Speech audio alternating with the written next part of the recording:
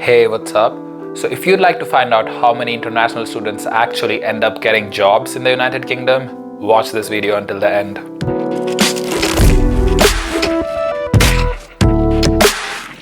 So I ran a poll on Instagram asking you guys which video you'd like to see next on my channel, and about 10 of you voted to see a video on how many international students actually end up getting a job in the United Kingdom, and 2 people voted for a video on life as a mechanical engineer in the UK.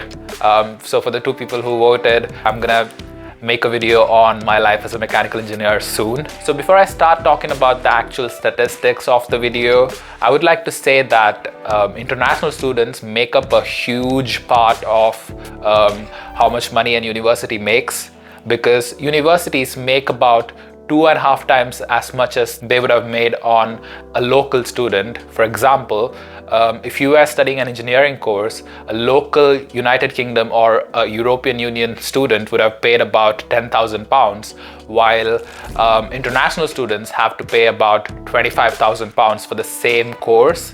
So you can see how a lot of the money that the universities make are from international students.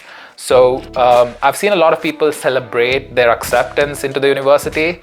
So I've got to say that I applied to about 15 universities and all of them accepted my application, and I had a CGPA of 6.67, which is not very great. So universities will accept you nonetheless because they want to make money, because it's not easy to sustain a university. And I'm not going to say that the quality of education is any bad, because you're going to get what you pay for. The standard of education is really high, but the universities themselves, they don't really care whether you end up getting a job or if you are really good at communication. They just deliver their course as promised for the amount of money that you pay them.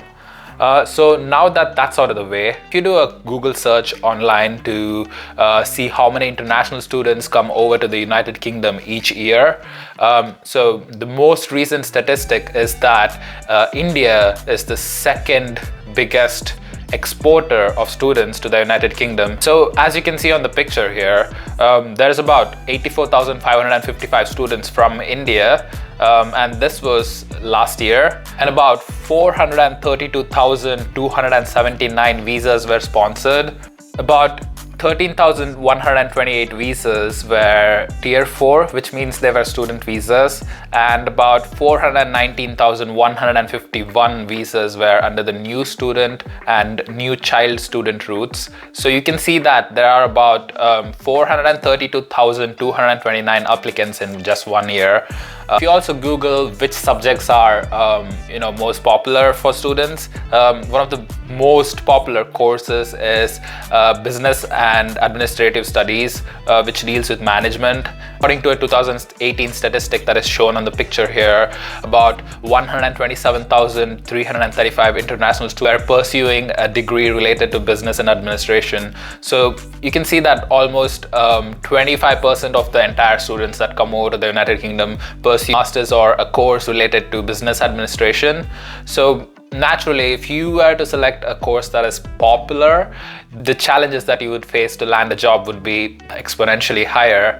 So those are the number of students that are coming into the United Kingdom each year. Now, if you do a Google search on how many tier 2 visas were granted, so tier 2 visa is a skilled worker visa, which means that they've been sponsored by a company to work in the United Kingdom. So in 2020, there were about 87,000 tier 2 visas granted. So while the 2020 statistic may have been affected by COVID to a large extent, in 2021, there were about 239,987 work-related visas granted, which also includes dependents, which means that people who are granted visas had wives and children. They were also given a visa. So going by this most recent statistic and comparing it with the number of students coming in to study, we can draw a rough conclusion that about 50 to 60% of the students who come over as international students are able to manage to land a work visa.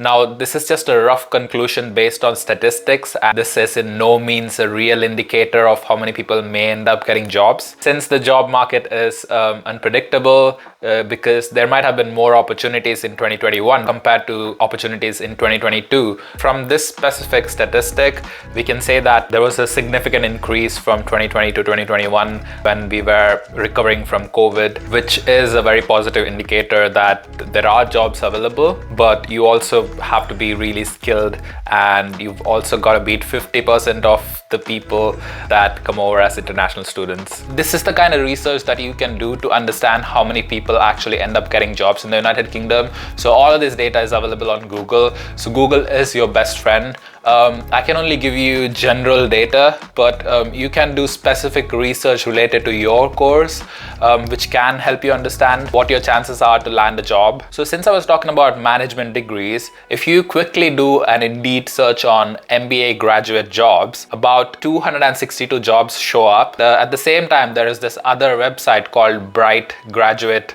Jobs, and this website specifically shows graduate schemes, which is for freshers. And I searched for engineering jobs, and about 373 results showed up. So let's say about 10,000 people take up engineering courses, so there are about 373 graduate jobs. So you can imagine the amount of competition that you're gonna face. So it's not any different from your home country. So you're naturally gonna face competition everywhere you go for any job that you apply. The chances of you landing a job are also gonna depend upon how cleverly you communicate your value and your skills to the employer. There is this new website called studentcircus.com.